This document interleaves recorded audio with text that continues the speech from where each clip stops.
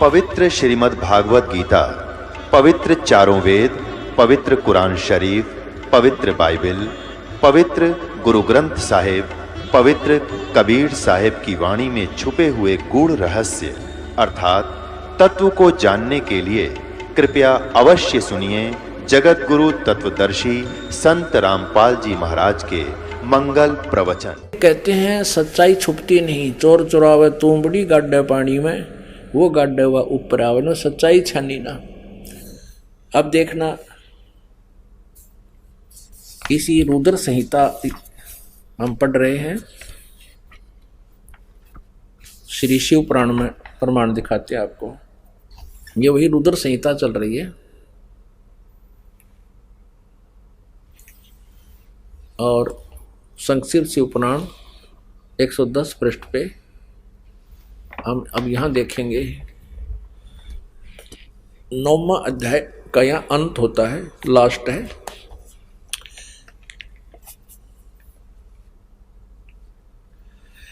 इस प्रकार ब्रह्मा विष्णु और रुद्र इन तीन देवताओं में गुण हैं। इस प्रकार ब्रह्मा विष्णु रुद्र इन तीन देवताओं में गुण हैं, परंतु शिव गुणातीत माने गए हैं। अब देखो, तीन ये है, ब्रह्मा विष्णु और रुद्र, और ये काल रूपी ब्रह्म इनसे अलग है। चार हो गए और स्पष्ट करते हैं।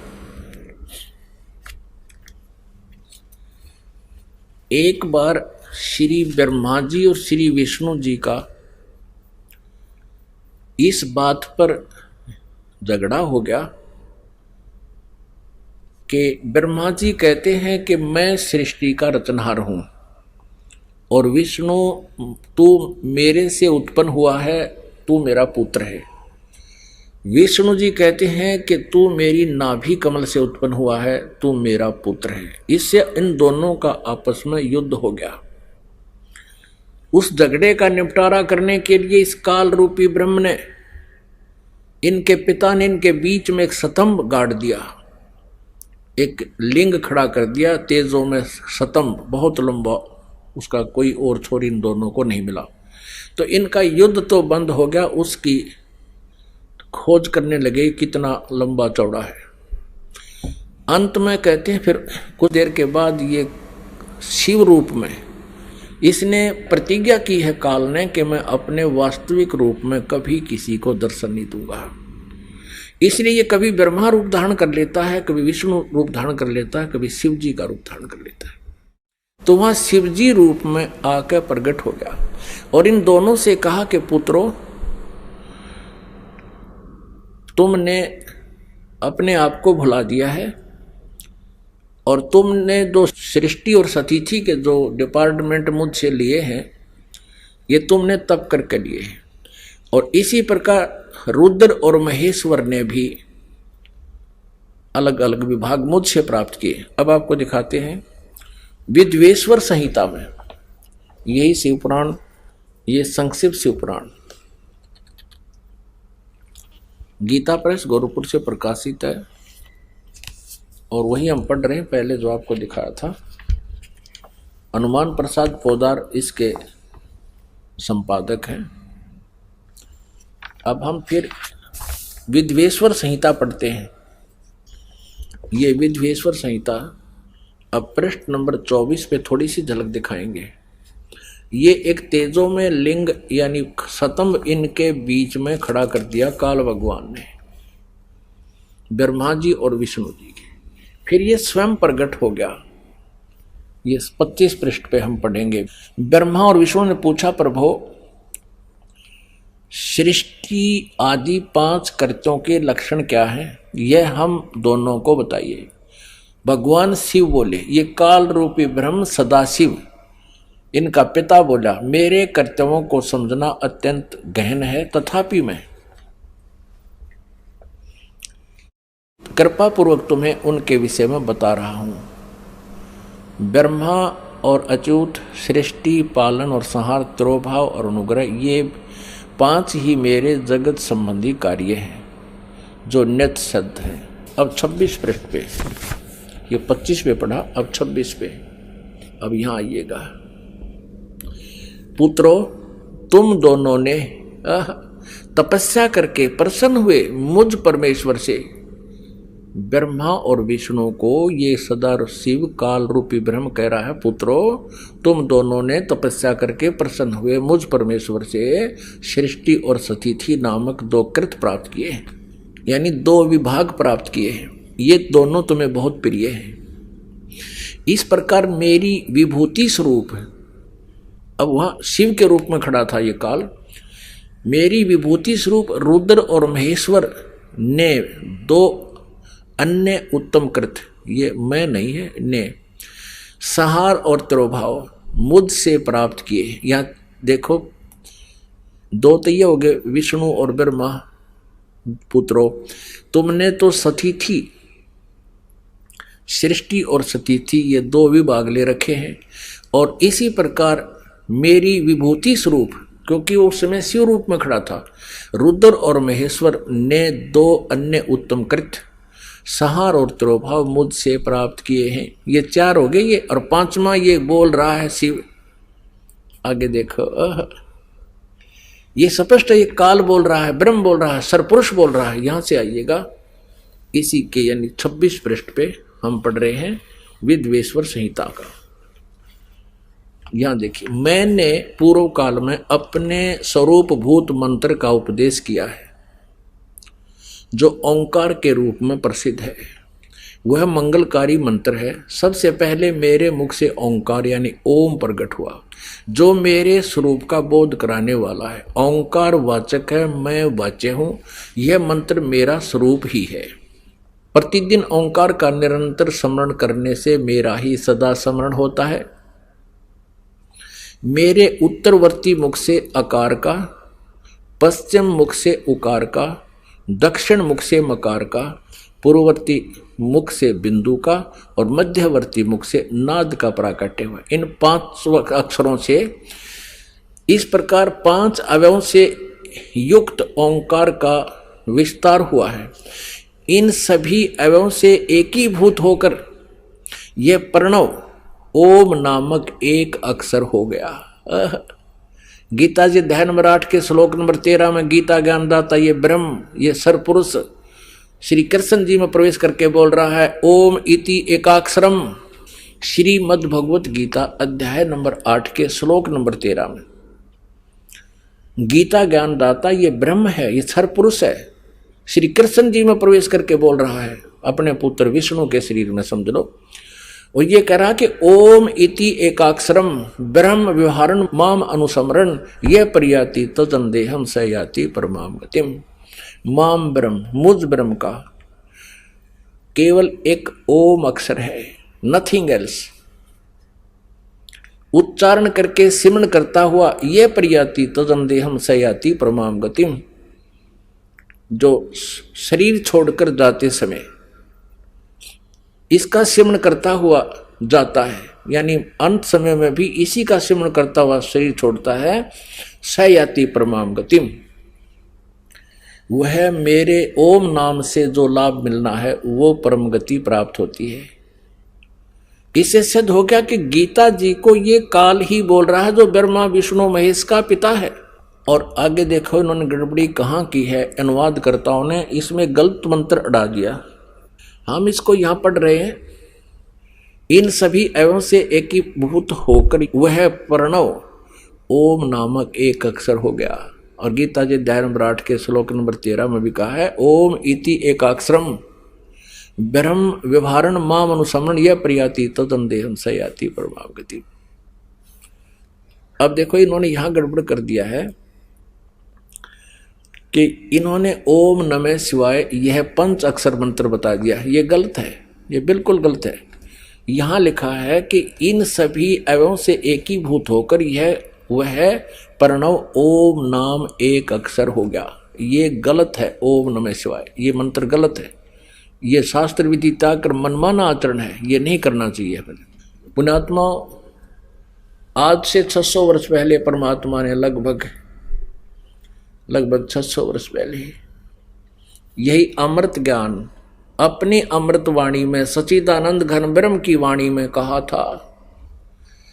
श्रीमद् भगवद गीता अध्याय नंबर 4 के श्लोक 25 से लेकर 31 तक जो भी साधनाएं जिन साधकों ने की है, किसी ने देवताओं की पूजा की और कोई स्वाध्याय ही करता है, कोई प्राणायाम आदि करता है और कोई तीक्ष्ण अहिंसावादी व्रत करके ही अपनी साधना करता, जैसे मुंह पर पट्टी बांध कर नंगे पैरों घूमता है, कोई स्वाध्याय करता है, गीता जी का नित्य पाठ करता है, कोई वेदों के पाठ करता है, कोई किसी प्रकार के। कहते सभी साधक अपनी अपनी साधनाओं को पाप नाशक जानने वाले हैं, लेकिन चौथे अध्याय के 32वें श्लोक में कहा कि उस सच्चिदानंद घन ब्रह्म की वाणी में इन यज्ञों की जानकारी, यज्ञ माने धार्मिक अनुष्ठानों की जानकारी विस्तार से कही गई है, वो तत्व ज्ञान है। चौथे अध्याय के 34वें श्लोक में कहा कि उस सच्चिदानंद घन ब्रह्म की वाणी में, यानी जो ज्ञान स्वयं परमेश्वर ने अपने मुखारविंद से बोला है, वो सच्चिदानंद घन ब्रह्म की वाणी ब्रह्म ने मुखे कहा गया है, वो तत्व ज्ञान है। चौथे अध्याय के 34वें श्लोक में कहा कि उस तत्व ज्ञान को तू तत्वदर्शी संतों के पास जाकर समझ। गीता ज्ञानदाता कहता मुझे पता नहीं। अब देखिए श्रीमद् भगवद गीता, गीता प्रेस गोरखपुर से प्रकाशित है, जयदयाल गोविंद का इसके अनुवादक है। अभी आपको दिखाते हैं चौथे अध्याय का 32वां श्लोक।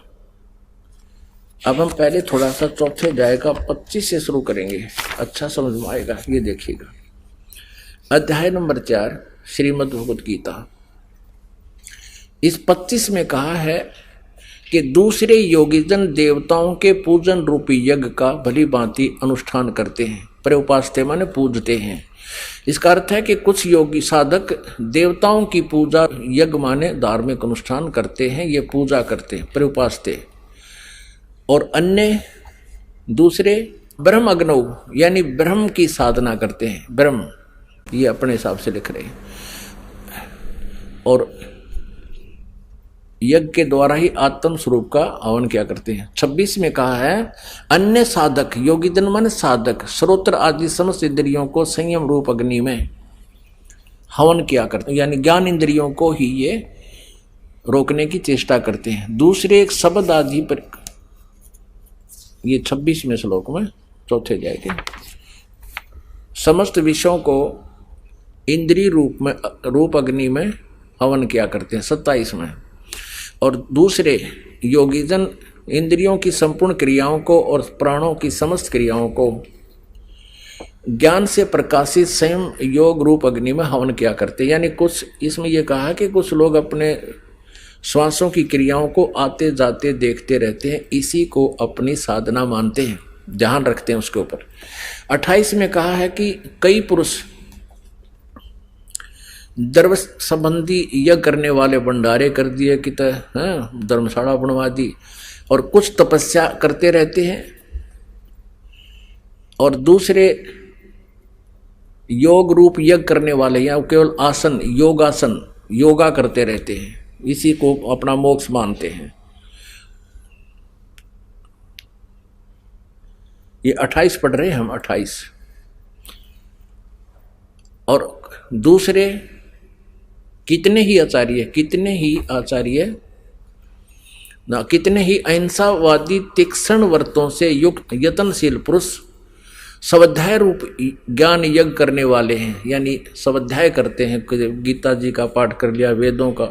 29 में कहा है दूसरे कितने ही साधक योगी जन अपान वायु में प्राण वायु को, यानी प्राणायाम की क्रियाओं को हवन करते हैं, और प्राण वायु को अपान वायु में, और कितने ही नियमित आहार अल्पाहारी रहते हैं। प्राणायाम प्राण पुरुष और प्राण और अपान की गति को रोककर प्राणों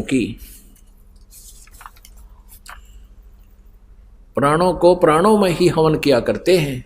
वे सभी साधक यज्ञों के द्वारा पापों का नाश कर देने वाले यज्ञों को जानने वाले हैं। अपने आत्माओं, इन गीता अध्याय नंबर 4 के श्लोक 25 से लेकर 30 तक आपने पढ़ लिया। इसका कहने का भाव ये है यहाँ पर कि कोई ऐसी साधना करता है और सभी साधक अपने साधनाओं को पाप नाशक जानते हैं। यदि वो ये समझें कि साधना ठीक नहीं है, पता लग जाए तो कोई ना करे इनको। तो अब बताया है कि चौथे अध्याय के 31वें श्लोक में कहा है कि जो साधना नहीं करते, भक्ति करते ही नहीं, उनको ना यहाँ सुख ना परलोक में सुख। अब चौथे अध्याय के 32वें श्लोक में कहा है कि जिन साधनाओं का वर्णन यज्ञों का 25 से लेकर और 30 तक किया है, इस प्रकार की अनेक प्रकार की विस्तार के साथ यज्ञों की जानकारी, यज्ञ माने धार्मिक अनुष्ठानों की जानकारी सच्चिदानंद घन ब्रह्म की वाणी में विस्तार से कही गई है, ब्रह्मणे मुखे। अब यहां अनुवादकर्ताओं ने चौथे अध्याय के 32वें श्लोक में गड़बड़ी कर दी अज्ञानता के कारण। उन्होंने ब्रह्मणे मुखे का अर्थ लिख दिया ब्रह्म की वाणी, लिखना था सच्चिदानंद घन ब्रह्म की वाणी में, यानी जो वेदों से अन्य है। क्योंकि श्रीमद् भगवत गीता का ज्ञान वेदों वाला ही है और इसमें 2 प्रकार का ज्ञान है। एक तो इस ब्रह्म क्षर पुरुष का अपना मत है और एक वेदों का ज्ञान है। जो वेदों वाला ज्ञान है वो वेदों से तुलना होता है तो वो सही है, और जो युद्ध करवाने के लिए इसने कुछ अटकलबाजी करके बताया कि ये मेरा मत है, ऐसी साधना जो कुछ भी इसने ज्ञान दिया है, तो वो मत, इसका भी मत अल्पज्ञ है ये भी, क्योंकि स्वयं कहता है कि उस तत्व ज्ञान को तत्वदर्शी संतों के पास जाकर समझ। इसको कंप्लीट नॉलेज नहीं है आध्यात्मिक ज्ञान का, गीता ज्ञान दाता को भी कंप्लीट नॉलेज नहीं है, इससे सिद्ध है। अब देखिएगा चौथे अध्याय का 31 और 32 श्लोक, श्रीमद् भगवत गीता चौथे अध्याय का। अब 30 तक हमने पढ़ लिया, 31 में सिर्फ इतना कहा है कि हे कुरुश्रेष्ठ अर्जुन, यज्ञ से बचे हुए अमृत का अनुभव करने वाले योगी जन, यानी शास्त्र अनुकूल साधना करने वाले सनातनम ब्रह्म यान्ति, गीता ज्ञान दाता से कोई अन्य है, वो सनातन ब्रह्म अविनाशी परमात्मा को प्राप्त होते हैं। यज्ञ न करने वाले पुरुष के लिए तो यह मनुष्य लोक भी सुखदायक नहीं है, तो फिर परलोक कैसे सुखदायक हो सकता है। अब 32 में चौथे अध्याय के अब 32वें श्लोक में इन्होंने यहां गड़बड़ कर दी, एवं बहुविधा यज्ञा वितता ब्रह्मणे मुखे। इन्होंने इस ब्रह्मणे मुखे का अर्थ यहां गलत कर दिया, और इस प्रकार और भी बहुत तरह के यज्ञ, यज्ञ माने धार्मिक अनुष्ठान, अनुष्ठानों की जानकारी, ब्रह्मणे मुखे का अर्थ कर दिया वेद की वाणी, ये गलत कर दिया। यहां भी चल गए ये। अब यहां अब देखो ब्रह्मणे का अर्थ हम देखते हैं इन्हीं के द्वारा 17वें अध्याय के 23वें श्लोक में। पुण्यात्मा ये देखिएगा, ये अध्याय नंबर, ये 17वां अध्याय है, अध्याय नंबर 17 और 23वें श्लोक में श्रीमद् भगवत गीता में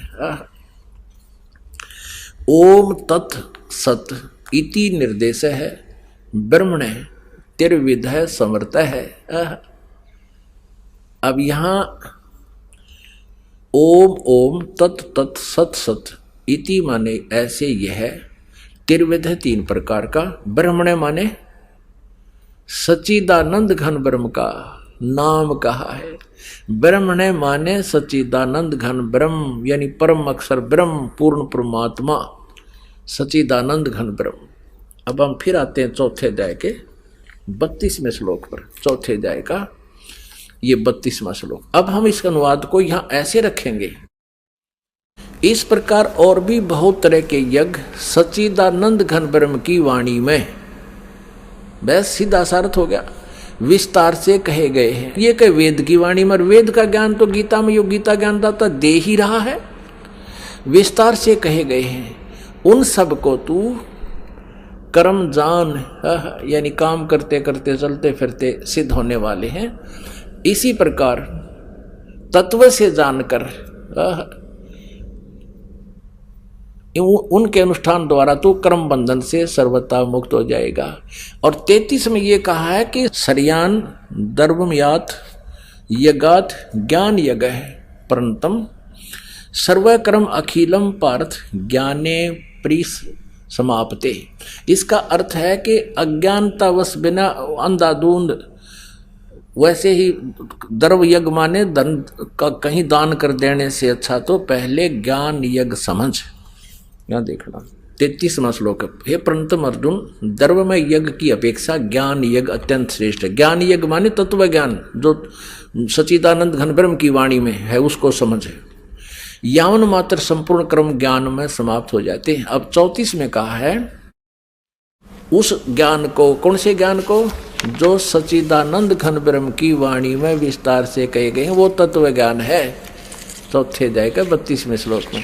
अब चौथे अध्याय के 34वें श्लोक में उस तत्व ज्ञान की जानकारी, चौथे अध्याय के 34वें श्लोक में गीता ज्ञानदाता कहता है उस ज्ञान को जो सच्चिदानंद घन ब्रह्म की वाणी में लिखा हुआ है तू तत्वदर्शी ज्ञानियों के पास जाकर समझ, उनको भली भांति दंडवत प्रणाम करने से, उनकी सेवा करने से और कपट छोड़कर सरलता पूर्वक प्रश्न करने से वे परमात्म तत्व को भली भांति जानने वाले ज्ञानी महात्मा तत्वदर्शी तत्व ज्ञान का उपदेश करेंगे।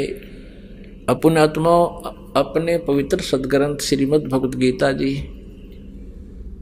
कितना निर्णायक ज्ञान दे रहे हैं। और ये अज्ञानी आचार्य गुरु मंडलेश्वर ये ब्राह्मण आज तक इन सदग्रंथों को ना समझ सके और ना हमें समझा सके। दंत कथा लोक वेद सुना रहे हमारे को। कबीर परमेश्वर जी बताते हैं, हमें समझाना चाहते हैं कि पीछे लग गया जाऊं था मैं लोक वेद के साथ, रस्ते में सतगुरु मिल गए, दीपक दे दिया हाथ। लोकवेद ये दंत कथा थी जैसे हम पहले सुना करते, ब्रह्मा विष्णु महेश अजरो अमर है, इनके कोई माता पिता नहीं, सर्वेश्वर महेश्वर, ओम नमः शिवाय, ओम भगवते वासुदेव मंत्र ये जाप करो। नहीं, गीता जी में केवल लिखा है कि ब्रह्म कहता मेरी साधना करनी है तो ओम नाम है, नथिंग एल्स। ओम इति एक अक्षरम, ओम इति एक अक्षरम ब्रह्म व्यवहारण माम अनुसमरण, नथिंग एल्स। केवल एक ओम अक्षर है मेरा जाप करने का। और सच्चिदानंद घन ब्रह्म परमक्षर ब्रह्म की साधना करने का 17वें अध्याय के 23वें श्लोक में लिखा है कि ओम तत्सत इति निर्देश ब्रह्म त्रिविध समर्थ है। उस सच्चिदानंद घन ब्रह्म की साधना करनी है तो तत्वदर्शी संत बतावेंगे, उसके पास वो कोड वर्ड है। ओम तो ब्रह्म का जाप है और तत् ये अक्षर पुरुष का, जैसे सृष्टि रचना में आपको बताया था कि अचिंत के वचन से अक्षर पुरुष की उत्पत्ति हुई थी और स्वयं ये परम अक्षर ब्रह्म ओवरऑल कंट्रोलर सबका मालिक कबीर देव है, कबीर साहब, उसका सत मंत्र है। ये 3 मंत्र है, ओम तत्सत। ओम ब्रह्म सरपुरुष का, सरब्रह्म का, और ये अक्षर पुरुष का सांकेतिक है, और सत ये परम अक्षर पुरुष सच्चिदानंद घन ब्रह्म का मंत्र है जाप करने का। इन तीनों की इकट्ठी साधना करनी होती है और इससे उस परम पिता परमात्मा की प्राप्ति होती है, परम अक्षर ब्रह्म की। ये तत् और सत सांकेतिक शब्द हैं, ये दास बता सकता है। इस पृथ्वी पर किसी के पास ही मंत्र नहीं है। और इस दास से मंत्र प्राप्त करके यदि कोई स्वयं ही स्वयंभू गुरु बनता है तो वो आपका शत्रु है। वो नकली डुप्लीकेट यानी डुप्लीकेट लाइसेंस अर्थात पासपोर्ट बना रहा है, आप भी अपराधी और आपको भी दोषी बना रहा है। अब वो सच्चिदानंद घन ब्रह्म की वाणी में आज से 600 वर्ष पहले लिखा था वो दिखाते हैं कबीर सागर में। ये देखिएगा वो सच्चिदानंद घन ब्रह्म की वाणी, कबीर वाणी, ये कबीर सागर है।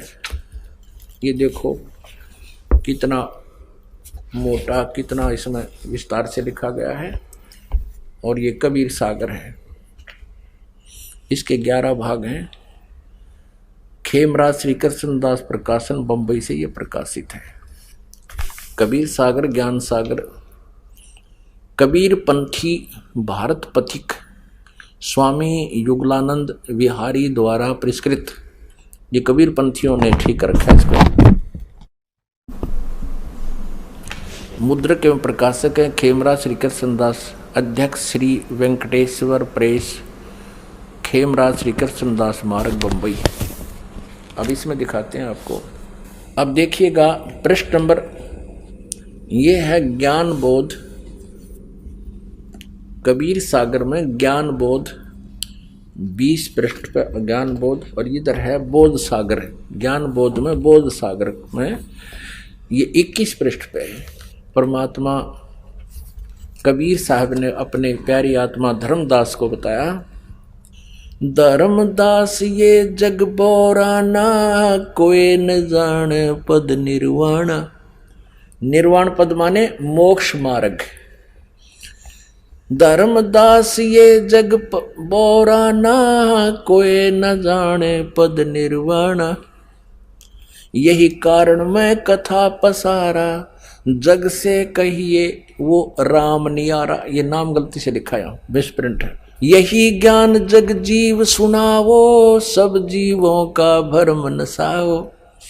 अब मैं तुमसे कहूँ चिताई, त्रिदेवन की उत्पत्ति भाई। तीनों देवता ब्रह्मा विष्णु महेश की जन्म बताता हूँ कैसे हुआ। कुछ संक्षेप कहूँ गहुराई, सब संशय तुमरे मिट जाई। भरम गए जग वेद पुराण, आदि राम का भेद न जाना। ये राम है। राम राम सब जगत बखाने, आदि राम कोई बिरला जाने। ये कबीर पंथियों भी विचलित थे, इन्होंने भी नहीं समझा परमात्मा को, यहाँ कुछ मिसप्रिंट कर दिया, अपनी सूझबूझ से गड़बड़ी कर दी। उसके लिए गरीबदास साहिब जी को परमात्मा ने वो ज्ञान देकर ये इसको सुचारू करवाया है। यहाँ से स्पष्ट है कि राम राम सब जगत कहे, आदि रामन सनातन परमात्मा सच्चिदानंद घन ब्रह्म को कहते, कोई बिरला जाने। राम राम सब जगत बखाने, आदि राम कोई बिरला जाने। ज्ञानी सुने सो हृदय लगाई, मूर्ख सुने तो गम न पाई।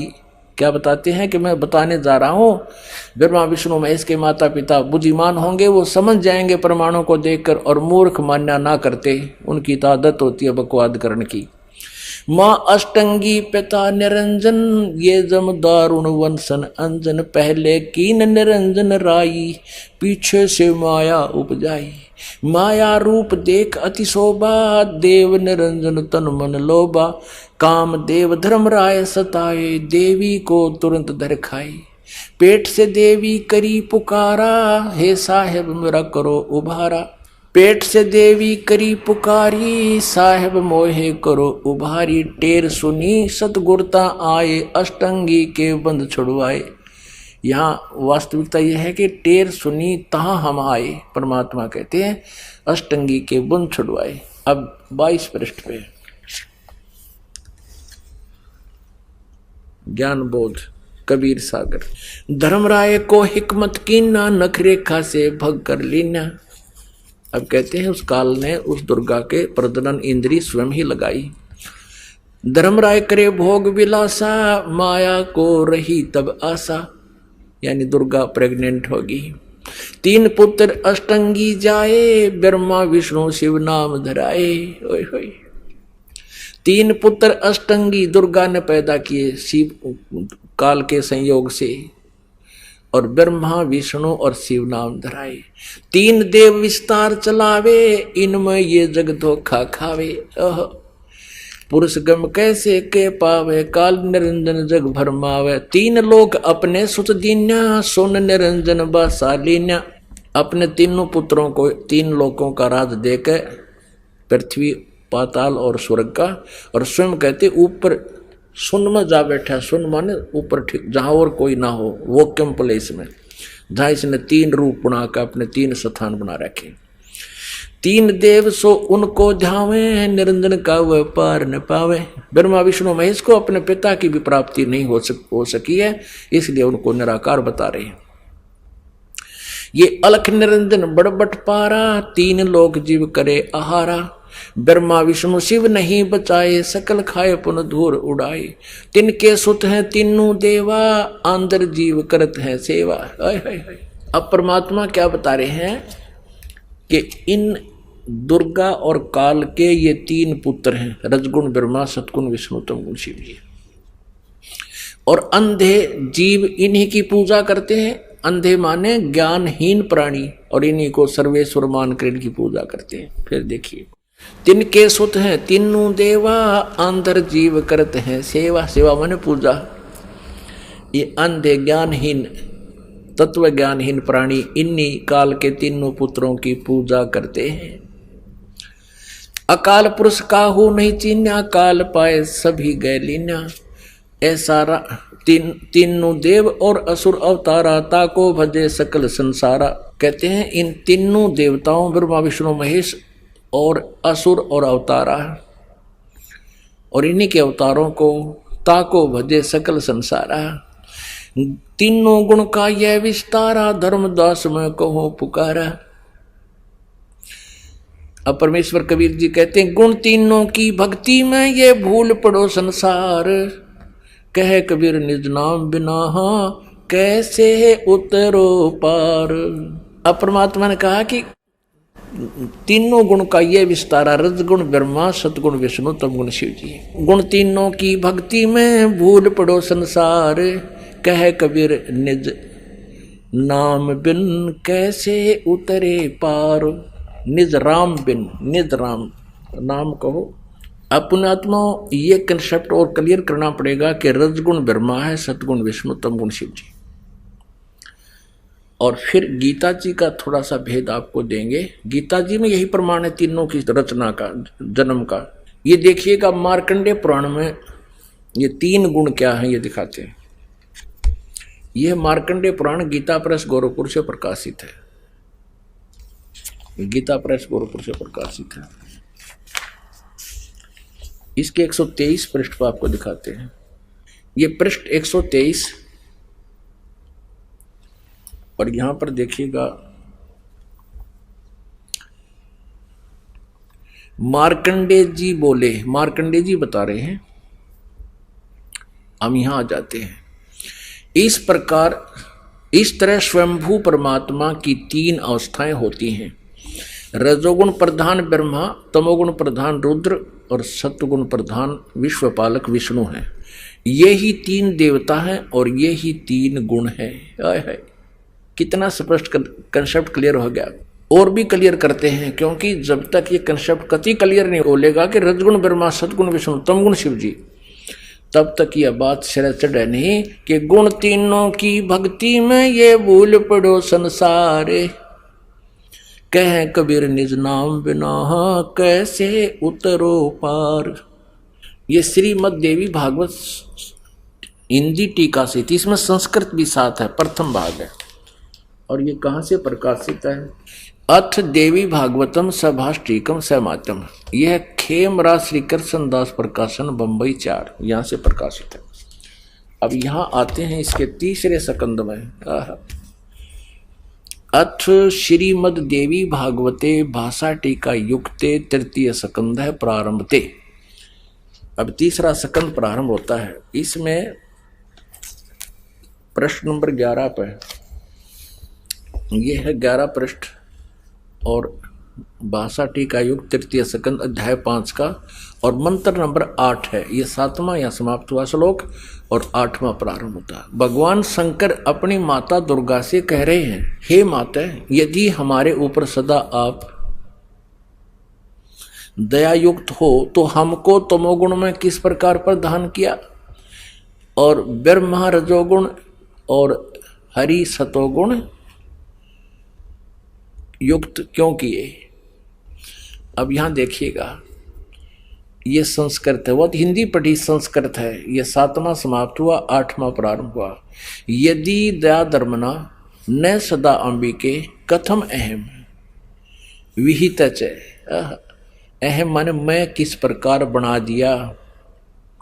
तमोगुण है, तमोगुण।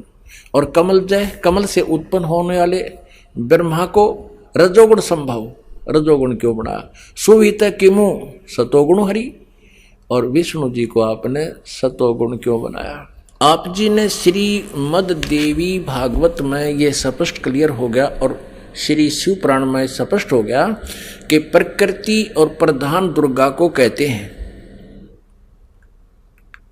और तीनों गुण रजगुण ब्रह्मा, सतगुण विष्णु, तमगुण शिव जी। तो अब आप जी को श्रीमद् भगवत गीता में दिखाते हैं कि प्रकृति दुर्गा और इस काल रूपी ब्रह्म जो गीता बोल रहा है श्री कृष्ण में प्रवेश करके, इन दोनों के संयोग से इन तीनों गुणों रजगुण ब्रह्मा, सतगुण विष्णु, तमगुण शिव जी की उत्पत्ति हुई। देखना, क्योंकि श्रीमद् भगवत गीता दिखाते हैं। श्रीमद् भगवत गीता में आप जी को दिखाते हैं ये 14वें अध्याय का, ये देखिएगा अध्याय 14 का 3, 4, 5 या 3। हे अर्जुन, मेरी महत ब्रह्म रूप मूल प्रकृति दुर्गा सभी प्राणी भूतों यानी प्राणियों की योनि अर्थात गर्भाधान स्थान है। मैं उस योनि में चेतन समुदाय रूप गर्भ को स्थापन करता हूँ। उस जड़ चेतन के तत्व मन उसके संयोग से सब प्राणियों की उत्पत्ति होती है, भूतों की उत्पत्ति होती है। 4 में, हे अर्जुन, नाना प्रकार की सब योनियों में यानी शरीरों में जितनी मूर्तियां अर्थात शरीरधारी प्राणी उत्पन्न होते हैं,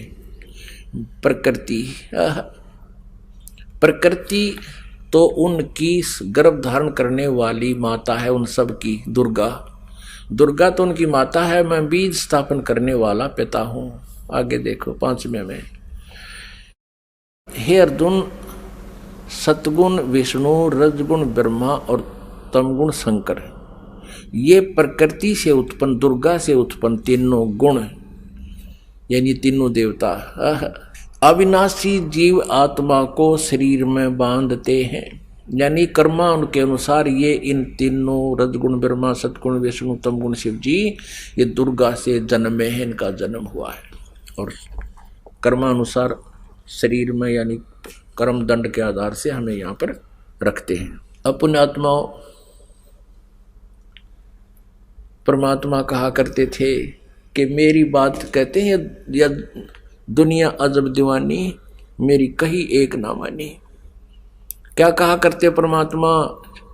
निरंजन धन तेरा दरबार, निरंजन धन तेरा दरबार, जहाँ पर तनिक ना न्याय विचार। कबीर परमेश्वर पूर्ण ब्रह्म परम पूज्य कबीर परमेश्वर जी 600 वर्ष पहले कहा करते रहे, काल तेरा नाश जाइयो, तने कैसा जुल्म कर रखा। इस ज्योति निरंजन को कहा करते थे कि इस तेरे लोक में कितना तिनक भी न्याय नहीं है, तूने सबको भ्रमित कर रखा है, सबको झूठ कपट के आधार से रोक रखा है, और इन झूठे गुरुओं से झूठा ज्ञान तूने जनता के अंतःकरण में बरवा दिया। और ये भोली जनता इन झूठों को सच्चा मानते हैं और मेरी नहीं मानते।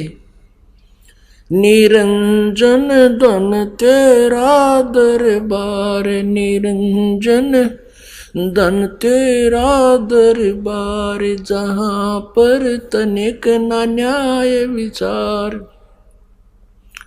वैसा ओढ़े मुल मुल खासा, गल मोतियों के आर। वैसा ओढ़े मुल मुल खासा, गल मोतियों के हार।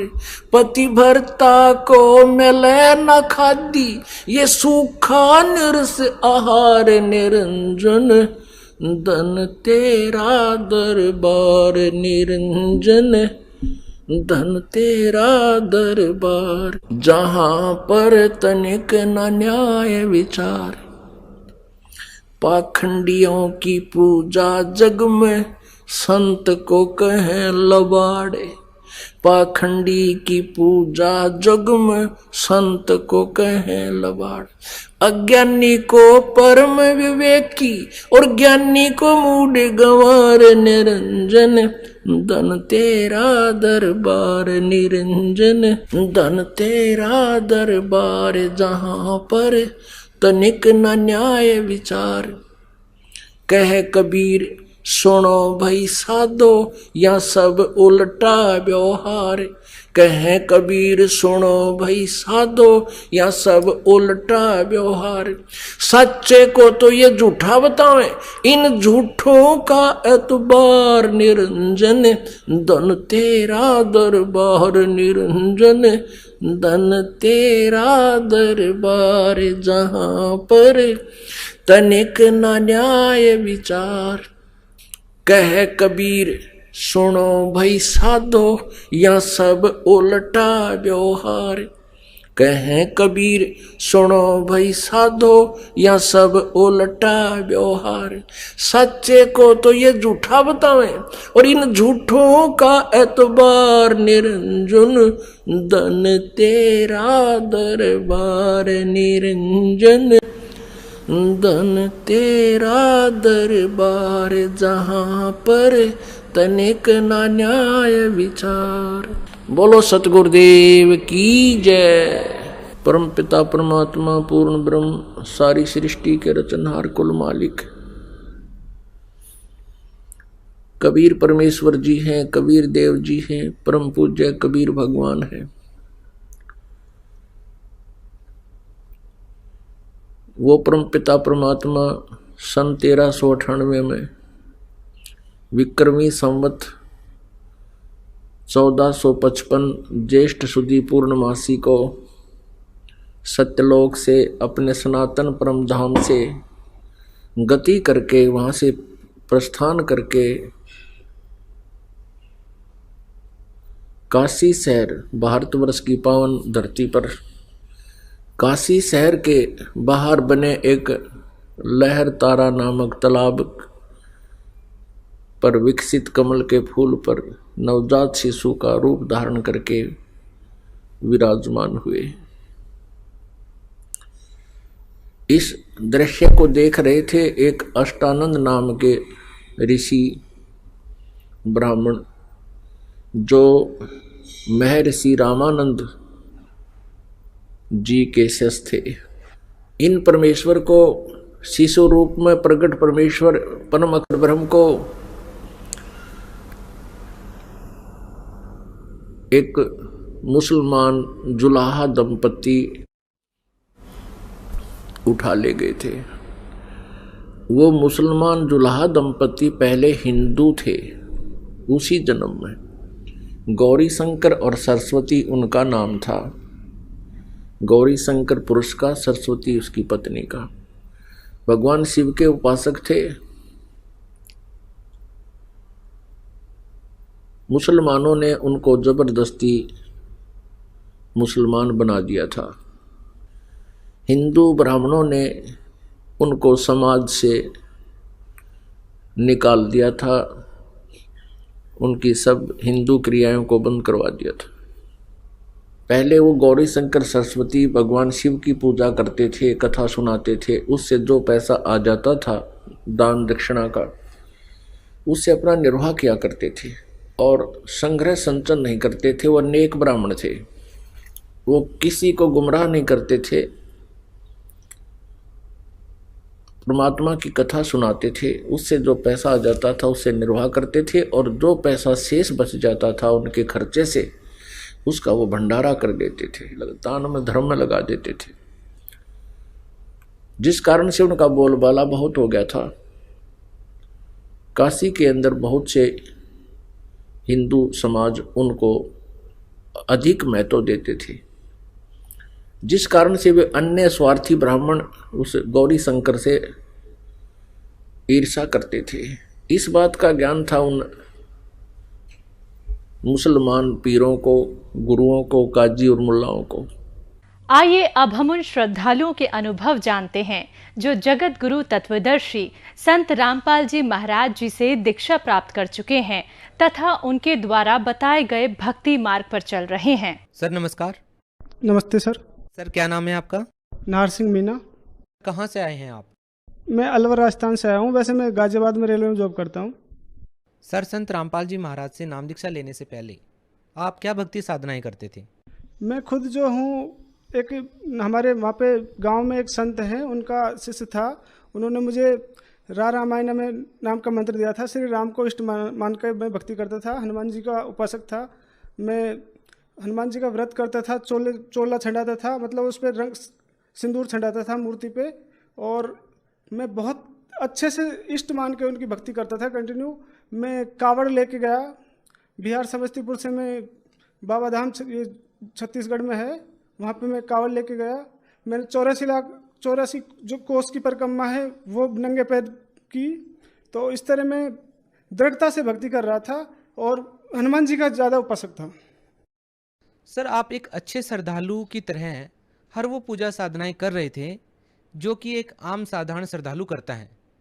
तो सर, हमारा सवाल ये है कि आप जो पहले भक्ति साधनाएं कर ही रहे थे, तो फिर आप संत रामपाल जी महाराज की शरण में क्यों आए? सर, मैं क्या है कि मैं रेलवे में जॉब कर रहा था, तो मैं फेसबुक चला रहा था। तो फेसबुक में मुझे एक दिन अचानक संत रामपाल जी महाराज का सत्संग मिल गया। तो मैं सत्संग देखता रहा तो काफ़ी दिन देखता रहा, 10-15 दिन देखता रहा।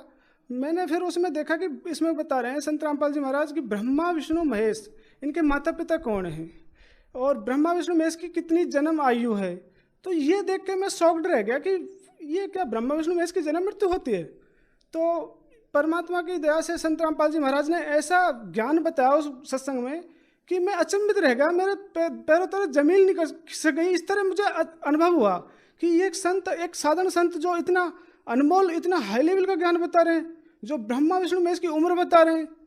सर देखिए, अभी तक तो यही सुनते आए थे कि ब्रह्मा विष्णु महेश जो हैं वो अजरो अमर हैं, अविनाशी हैं। हम आपसे ये जानना चाहेंगे कि क्या संत रामपाल जी महाराज ने कोई प्रमाण आपको दिए कि ब्रह्मा विष्णु महेश अजर अमर नहीं हैं, अविनाशी नहीं हैं? क्या कहना चाहेंगे आप? यस सर, उन्होंने प्रमाण दिया। उन्होंने दुर्गा पुराण में बताया, विष्णु पुराण में बताया कि वो नासवान हैं और उनकी जन्म मृत्यु होती है। और उनसे भी बड़े 3 भगवान हैं, ब्रह्मा विष्णु महेश से बड़े उन्होंने संत रामपाल जी महाराज ने 3 भगवान बताए। तो उनमें उन्होंने प्रमाण बताया, गीता अध्याय 15 का 16वां श्लोक, उसमें 2 भगवान बताए कि एक तो क्षर पुरुष जो गीता का ज्ञान दे रहा है, और एक उससे बड़ा है जो अक्षर पुरुष है, और उससे भी एक बड़ा भगवान है जो सबसे बड़ा है, सर्वोत्तम है, पूर्ण ब्रह्म में, वो अविनाशी है। तो वो संत रामपाल जी महाराज जी पूर्ण ब्रह्म कबीर देव की सत्य भक्ति बता रहे थे।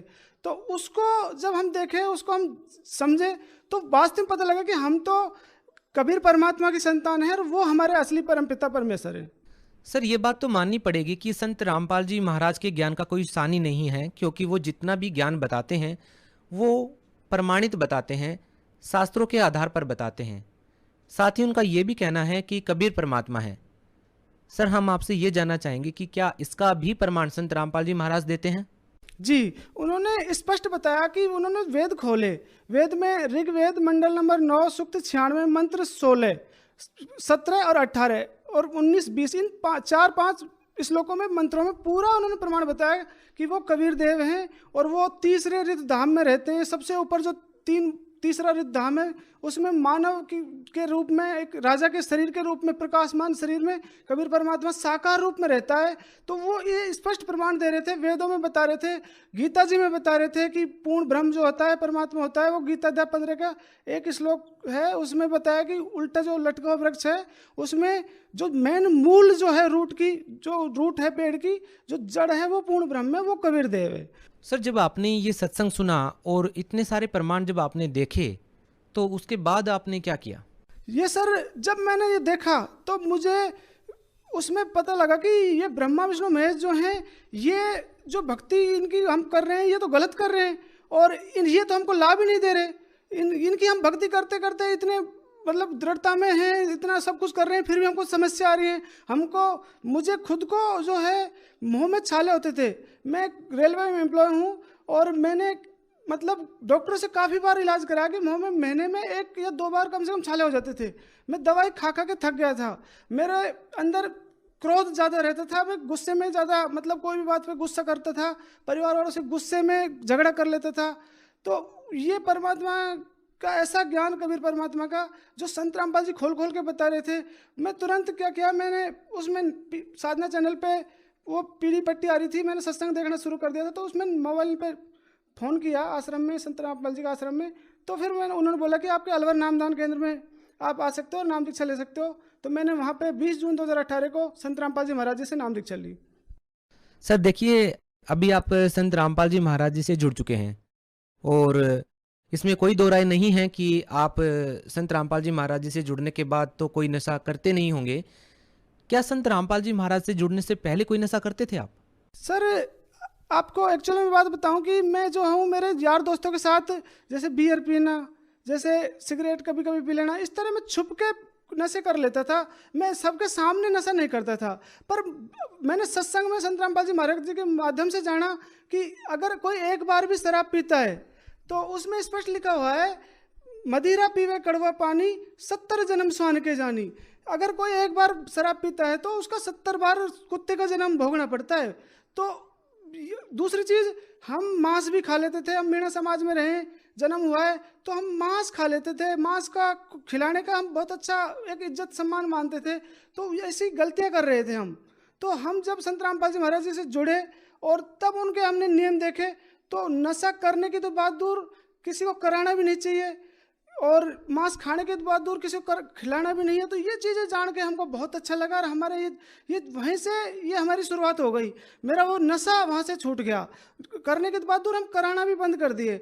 साथ साथ जब ये ज्ञान मिला परमात्मा का, तो हमारे संत रामपाल जी महाराज जी स्पष्ट बताते हैं कि बेटा ये ज्ञान ऐसा है, सबको बताना है। तो हमने हमारे माँ बाप को बताना शुरू किया, क्योंकि वो नशा कर रहे थे। वो जन्म से ही, जब से हमको सूरत है तब से वो बीड़ी और तम्बाकू हुक्का का सेवन कर रहे थे। तो हमने उनको प्रार्थना की, सत्संग सुनाया, काफ़ी सत्संग बोला कि संत रामपाल जी का सत्संग सुने। तो उन्होंने सत्संग सुनकर संत रामपाल जी महाराज के ज्ञान समझकर उन्होंने भी नशा छोड़ दिया। सर देखिए, एक आम साधारण व्यक्ति के लिए नशा छोड़ना बेहद कठिन कार्य है। सरकार भी काफ़ी कोशिशें करती हैं, नशा मुक्ति केंद्र सरकार ने खोले हुए हैं, बावजूद इसके व्यक्ति नशा नहीं छोड़ पाता है। आपने संत रामपाल जी महाराज जी से नाम दीक्षा लेने के बाद नशा छोड़ दिया है। आपके परिवार के व्यक्ति जो नशा करते थे उन्होंने भी नशा छोड़ दिया है। संत रामपाल जी महाराज ऐसी कौन सी जड़ी बूटी देते हैं कि जो व्यक्ति उनसे नाम दीक्षा लेता है वो नशा छोड़ देता है? संत रामपाल जी महाराज हमें सत्संग में ऐसा ज्ञान बताते हैं, ऐसा मार्मिक ज्ञान, सत्य ज्ञान बताते हैं जो शास्त्र प्रमाणित है। उससे हमको आत्मा का ज्ञान हो जाता है और वो परमात्मा का ज्ञान हो जाता है। तो उससे हम ऑटोमेटिक उस सत्य ज्ञान से, नशे से दूर हो जाते हैं। संत रामपाल जी महाराज से नाम दीक्षा लेने के बाद आपको कितने लाभ मिले हैं? सर लाभ इतने लाभ मिले कि शायद हम आपको गिना नहीं सकते, लेकिन अभी कुछ आपको पॉइंट बता सकते हैं। देखो, सबसे पहले एक हमको परमात्मा संत रामपाल जी महाराज जी ने, कबीर साहब जी के जो अवतार हैं आज वर्तमान में, उन्होंने जीवन दान दिया। एक बार मैं, मेरे साथी भाई था, उसके साथ मैं बाइक पे जा रहा था और हाईवे पे कम से कम 100 की स्पीड थी बाइक की, पीछे बैठा हुआ था। तो सतनाम मंत्र का जाप कर रहा था मैं। वो जगत भाई गाड़ी 100 की स्पीड से चला रहा था। अचानक हमारे सामने एक टेम्पो 3 व्हीलर आया और उसने हमारे सामने ब्रेक लगा दिए। हमारी साइड मतलब उसने ब्रेक लगा दिए। तो जिस साइड हम जा रहे थे उसी साइड उसने ब्रेक लगा दिए। तो फिर हमारे जो ड्राइवर भाई थे उन्होंने भी तुरंत ब्रेक लिया। तो परमात्मा ने ऐसी दया की, कम से कम हमारी बाइक 20 फीट उसके पीछे पीछे फिसली और वो 20 फीट फिसलती हुई एक साइड में एक जगह खड़ी कर दी संत रामपाल जी भगवान ने। तो उस दिन हमारी दोनों की मौत थी। तो जब हमारा मौत का मतलब संत रामपाल जी महाराज ने ही हमको उस दिन बचाया, क्योंकि हम सतनाम मंत्र का जाप करते हुए वहाँ पे सफ़र में कर रहे थे। तो इस तरीके से संत रामपाल जी महाराज ने हमको एक बार तो जीवन दान दिया, ये हम कहेंगे। इस सत भक्ति के, सत मंत्र के कारण हमारी उम्र परमात्मा ने बढ़ा दी। और दूसरी चीज़, हमें हमारे पैरों में, जब मैं आराम करता था, सोता था, तो मुझे रेस्टलेस लेग सिंड्रोम की बीमारी थी, जिससे मेरे को पैरों में बहुत अत्यधिक नस खिंचाव होता था। उससे मेरे पैरों में, नसों में दर्द होता था। तो मैंने दवाई भी कराई थी, लेकिन दवाई का कोई समाधान नहीं निकला। रेलवे की दवा खा के मैं थक गया था। उस दवा के खाने से मेरे को छाले भी बढ़ गए थे मुँह में। एक महीने में 2 बार छाले हो जा रहे थे, इतनी दवा खा रहा था मैं। तो फिर परमात्मा संत रामपाल जी महाराज ने ऐसी दया की कि वो मेरे पैरों की दर्द भी सही कर दिया। मेरे अंदर पहले बहुत गुस्सा था। तो संत रामपाल जी महाराज जी के एक दिन सत्संग में ऐसे वाणी सुनी, कामी क्रोधी लालची इनसे भक्ति ना होए, भक्ति करे कोई सूरमा जात वर्ण कुल खोए। तो हमने उस दिन अवलोकन किया कि हम तो बहुत बड़ी गलती कर रहे हैं, हम भगवान के इस तरह लाभ नहीं ले सकते। तो उस दिन से हमने गुस्सा करना बंद कर दिया। और कबीर परमात्मा ने, मेरे पेट में दर्द होता था खाने के बाद में, तो परमात्मा ने ऐसी दया की कि वो कम से कम 5-6 साल से दर्द चलता ही आ रहा था। तो आज हम सतनाम का मंत्र का जाप करते हैं तो वो दर्द भी आज गायब कर दिया। परमात्मा ने इतने अनेक लाभ दिए हैं। मेरा बड़ा भाई एक बार ऐसे ही रोड पे अकेला बाइक चला के लेके जा रहा था, अचानक रोड पे अकेला वो फिसल के इतना तेज गिरा कि वहीं अचेत हो गया। उसको दूर से लोग देख रहे थे तो वो लोग आए, भागकर दौड़कर उसको उठाया और वो हमारे घर पहुंचा दिया। तो घर पहुंचाने के बाद में उसको काफ़ी देर बाद में होश आया। अगर वो संत रामपाल जी महाराज की भक्ति में नहीं होता और कबीर परमात्मा की सच्ची भक्ति नहीं करता रहता तो आज वो हमारे साथ नहीं रहता। आज परमात्मा ने उनकी भी उम्र बढ़ा दी। मेरे पिताजी को बवासीर की बीमारी थी, उन्होंने काफ़ी देसी दवाई कराई, डॉक्टर से दवा कराई। दास जब भी जाता था तो वो दुखी होके पैसे मांगता था, तो दास पैसा देते थे लेकिन उनको इलाज नहीं हो रहा था, उनकी समस्या का समाधान नहीं हो रहा था। तो संत रामपाल जी महाराज की असीम कृपा से उस सत भक्ति से उनको जब सतनाम मंत्र मिल गया तो उनकी वो बीमारी भी धीरे धीरे कम होती गई और आज वो बिल्कुल स्वस्थ हैं। हमारी माता और पिता नशा करते थे, तम्बाकू बीड़ी हुक्का पीते थे, आज वो भी नशा नहीं करते हैं। आप यकीन मानना, ये कबीर परमात्मा के रूप में संत रामपाल जी महाराज आए हुए हैं और आज सच्ची शास्त्रों के अनुसार भक्ति बता रहे हैं, जिससे हम इस 84 लाख योनियों में से छुटकारा पा सकते हैं। हम इस काल की बहुत बड़ी जेल में फंसे हुए हैं, जहाँ ब्रह्मा विष्णु महेश तक की जन्म मृत्यु हो रही है, जहाँ देवताओं की, स्वर्ग के देवताओं की यहाँ पे 84 लाख योनियों में यहाँ पे दुख भोगना पड़ता है, उनकी जन्म मृत्यु होती है। तो हम यहाँ पे सदा सुख कैसे रह सकते हैं? हमें सतलोक जो आदि सनातन धाम है वहाँ जाने के लिए सभी को भक्ति करनी चाहिए और उसका सच्चा जो भक्ति मार्ग है वो केवल इस धरती पे संत रामपाल जी महाराज जी के पास ही है। संत रामपाल जी महाराज से नाम दीक्षा लेने के बाद आपको बहुत सारे लाभ मिले हैं, जीवन दान आपको मिला है। आप भगत समाज को क्या संदेश देना चाहेंगे?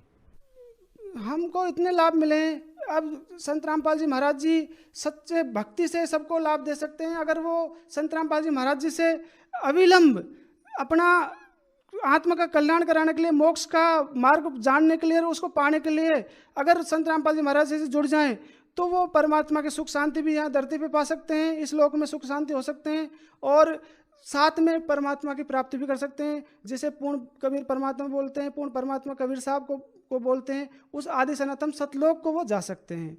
तो मेरी हाथ जोड़ के सभी धर्म गुरु और सभी धर्म के अनुयायियों से हाथ जोड़ के प्रार्थना है कि आप केवल दास 20 दिन का सत्संग सुना, उससे संत रामपाल जी महाराज जी का सच्चा ज्ञान समझ गया, तो आप कुछ दिन सत्संग सुन के देखें। आप संत रामपाल जी महाराज को फेसबुक पे स्पिरिचुअल लीडर संत रामपाल जी महाराज जो है उस पर दास को देखकर उनसे सच्ची भक्ति मिली है, आप भी देख सकते हैं।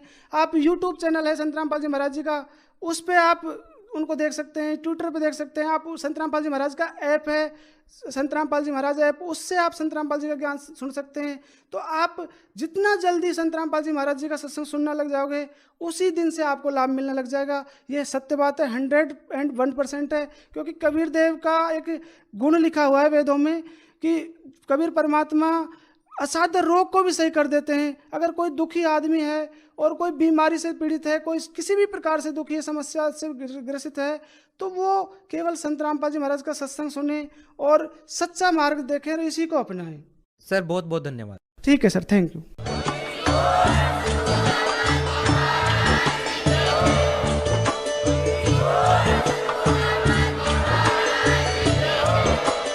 आप सुन रहे थे जगत गुरु तत्वदर्शी संत रामपाल जी महाराज जी के मंगल प्रवचन। अधिक जानकारी के लिए विजिट कीजिए हमारी वेबसाइट www.jagatgururampalji.org। संत रामपाल जी महाराज जी के शुभ आशीर्वाद से पूरे विश्व भर में 500 से भी ज्यादा नाम दीक्षा केंद्र हैं, जिन पर संत रामपाल जी महाराज जी द्वारा ऑनलाइन निशुल्क नाम दीक्षा दी जा रही है। अपने नजदीकी नाम दीक्षा केंद्र का पता करने के लिए संपर्क करें 8222880541।